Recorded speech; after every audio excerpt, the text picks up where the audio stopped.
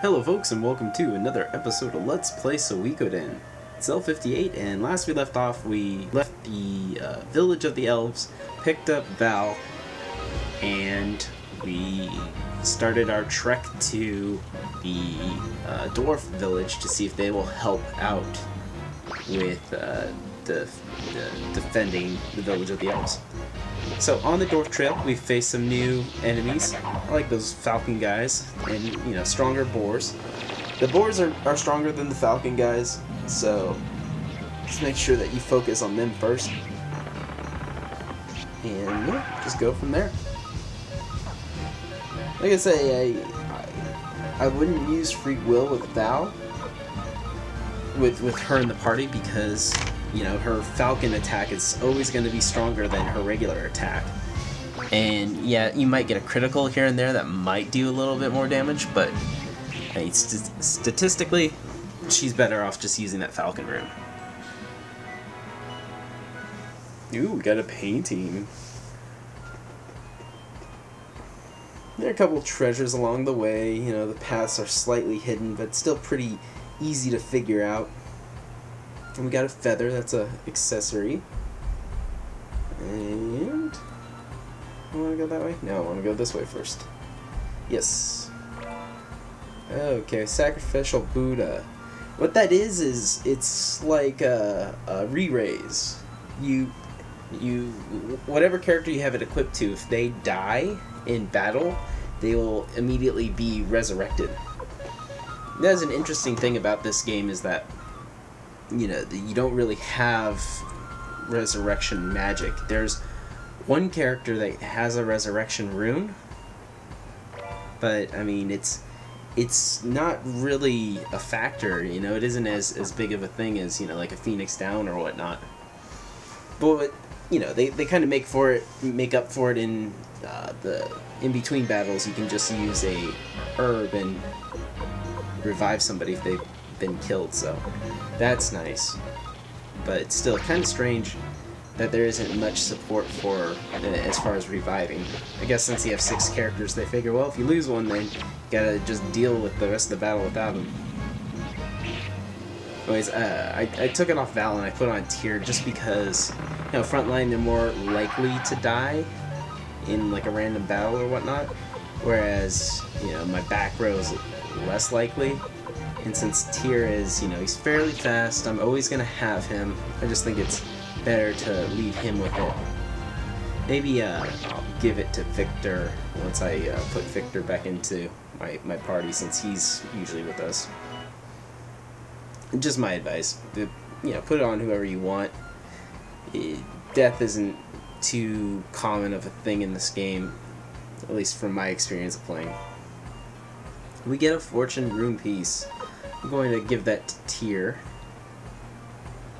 Yeah, luck's always a strange, you know, stat for characters. Yeah, you know, just a higher probability of criticals and things like that. But yeah, it just always struck me as kind of a strange stat to add in. Oh yeah.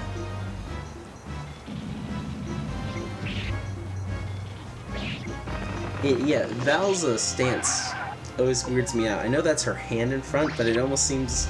It seems like to me that she's like holding a dove or something. You know, she's like holding like a white bird.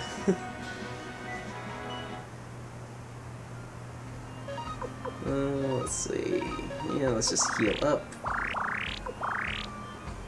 I end up doing that a lot in between battles. A good habit to have. Medicines don't cost much. Dwarf's dingy. Keep sickness cure secret. Dude, just ask us for help. That's a silly, silly man. Alright. Yeah, you just go away. Okay, we get a little save spot. But I don't need that. Ha! I'm not ending the episode. Only like 4 minutes into this one. It'll be a short episode. Alright, so now that we made it to the other side, let's go to the Dwarf Village. Or Village of the Dwarfs, sorry. So, one place, if you only stop at one place in this area, go to the blacksmith, because you'll get a blacksmith that's able to take your weapons up to 9, and we meet the next blacksmith, Nice. So, he will be able to sharpen equipment better than Mass can, and, you know, you don't really come back to this area ever. There's really no need to come back to the village of the elves or the village of the dwarfs or any of this stuff once we've finished with this section of the story. So you don't get them now, it's just gonna be, you know, you're gonna be wasting your time. I'm gonna pull the turtle crystal. I never really used that. Just, you know, defends against any status ailments, which is cool, but, you know, with the fact that you can only equip one rune, I don't like putting that on somebody on anyone, because you just don't deal with them that often. Alright, gonna rest up, gonna check for new equipment, and appraise the painting, and just do a little walk around, since, you know, we're not really gonna be here ever again. I do like the design of the towns. Oh, look, little dwarf people. They look like little Vikings. Then when we're ready to move on, we just go to this hut up here, and this is where the elder of the village dwarves is. Now, I always found this weird that he has an icon picture, but he doesn't have like an official name. He's just like chief of the dwarfs. Whereas the elder of the elves doesn't have an icon picture. Now, this doesn't follow the normal, you know, idea of if he has an icon picture, you can recruit him. He's just, I guess, an important character. But yeah, he never officially joins the Liberation Army. And of course, he doesn't believe that somebody could have stolen, you know, the blueprints to that mirror. So we have to prove him wrong in true RPG fashion. We have to go through his vault and steal something from it to prove that humans are fast enough to do that. Okay, buddy. It's interesting, they mentioned that Cage stole it. If you remember correctly, Cage was the ninja that we delivered the Fire Spear plans to. Of course, he never said he was aligned with the Liberation Army, he just goes where the money is. So, I just thought that was cool. A little thing that I thought I would mention. Alright, so we find ourselves at the Dwarf Vault. Okay. Well, here we go. We're gonna prove you wrong, you racist prick. Now, this vault has a series of very easy puzzles. This is no, you know, Legend of Zelda or, you know, Alundra or anything like that. It's just hit a couple switches, check things out, and go from there. Okay, so we get the Sunbeam Crystal, the Sunbeam Rune I never really used. And, well, going back to these puzzles, just all trial and error. So you see, I don't really remember the exact combination, but it won't take me very long to figure it out. See? There we go. Yeah, they just want us to wind around. Okay. Easy. Jeez, this place just keeps going further and further down. Fight some Crimson Dwarfs. Yeah, the enemies in here are just like Crimson Dwarfs and then what look like those puppet robots from LaPonte's mansion. So, that's all we have to deal with, and then we're good. Well, actually, there's a boss near the end here, which is interesting. You know, this game isn't really known for its bosses. It's not like Final Fantasy, but the bosses are interesting. I enjoy them. They don't take as much of a strategy as other RPGs. It's not as deep as other RPGs are. They you know, go for the recruiting factor. That's the main draw of this game. Than, you know, strategies fighting bosses. Although the wars, you know, that's pretty fun. We'll be getting to one of those soon. But you know, war is basically rock, paper, scissors in the form of magic, bow, and charge. And you can permanently lose characters if you fail in some of those things, which really ticks me off. But hey, what can you do sometimes? And then, of course, there is also the one-on-one, which is another much easier to gauge rock, paper, scissors. If you know the right way to handle the one-on-one fight, you can basically win without getting hit. In most cases, some cases you'll take a little bit of damage, but for the most part, it's pretty easy. Just wish there were more of them.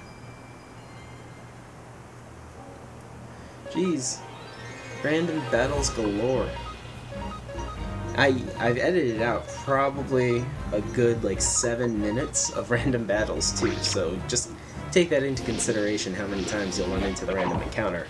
That's why Kai is so useful as a party member here, because yeah, I'll just throw in the Master Pupil Unite, and that helps tremendously. That way Cleo doesn't have to use up all her magic. Because like I said with Cricus, he has a good attack. It is a little bit better than Cleo's, but his magic just sucks. He doesn't have like a level 3 at this point, and you know, that's what I feel takes away from him being, you know, top tier. He's pretty good, but just not the best. Killer Crystal, oh yeah, Killer Crystal probably attached to Victor, or yeah, probably Victor, and give the clone rune to, I don't know, like LaPonge or something like that. It's because like the clone rune, it's cool and all, but since it makes you unbalanced on the next turn, it kind of just like loses its value. Now if I could unequip the Falcon rune and equip it to Victor, holy crap! But yeah. Blue ribbon, yeah, just for girls. Too bad it sucks. Why do they let you get that? Oh well. Let's go downstairs to the next puzzle area. It reminds me of Breath of Fire 2 when we're saving the kid and we have to jump on the turtles. We have these little platform things that we jump on and they move us into random areas. But just follow my path and you'll get a pretty easy way to get the treasure and then get out of there. Thunder Rune Piece. Probably save that for Victor. Victor or Flick. Yeah. I like to give the Thunder pieces to my short, and then give the like fire pieces to my arrow shooter people. That makes sense. Let's see here. Cool, we're almost done. Pointed hat. Let's see, I don't think anyone could. Oh, Kai could. That sucks for you, Kai. Feel bad for the guy. We all got upgrades. I didn't really equip him with stuff because eventually another person will be joining us and you know, forcefully joining us for the storyline, and for that I didn't want to gear up Kai too much because I knew he was eventually gonna leave. Even though he's been in this for a good portion of the story.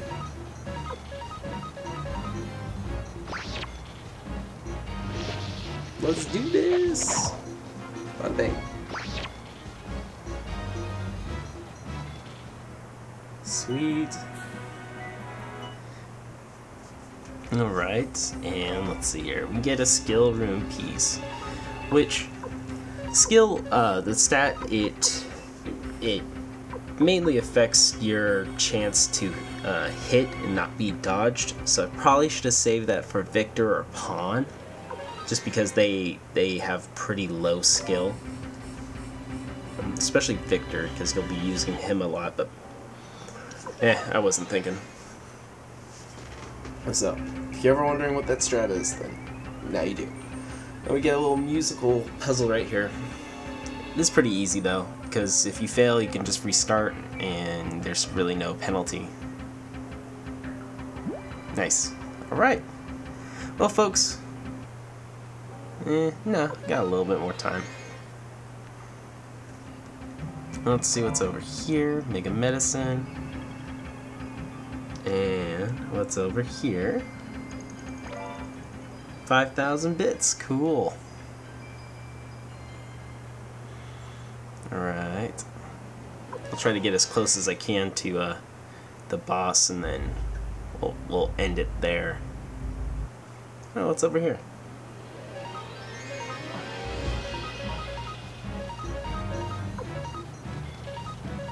Come on. Got no time for you guys. I have a Let's Play that I'm doing. Just die already. Yeah. Bam. Alright folks, yeah, I'm running out of time. So next episode, we're going to finish off the Dwarf Vault. Until then, this is L58 saying thank you for watching. Please rate, comment, appreciate. Of course, hit that subscribe button if you haven't already. And I will see you next time. Oh, well, what's down here? Nothing, okay. Alright guys, yeah, thanks for watching. Bye.